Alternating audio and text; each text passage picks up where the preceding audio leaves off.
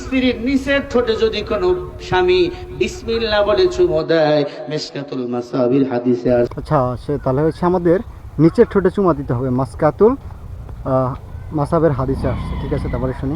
আল্লাহ খুশি হইয়া একটা কবুল উমরা হজের সব আমল নামায় দিয়া দেয়। বেশি বেশি করে স্ত্রীর নিচের ঠোঁটে চুমা দিবেন।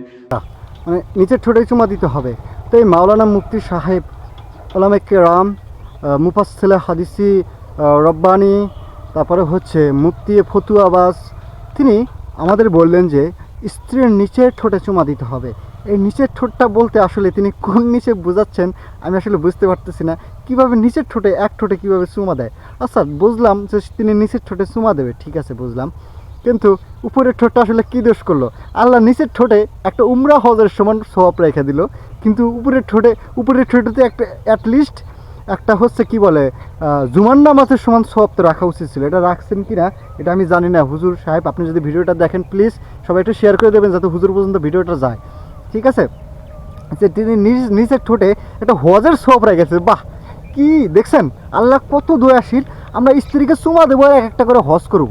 তাহলে যারা বিবাহিত এবং আমাদের মতো যারা ইয়াং জেনারেশনের যারা বিবাহ করবে, তারা তো আমরা আসলে লিপকিস ছাড়া হয়তো করবো না।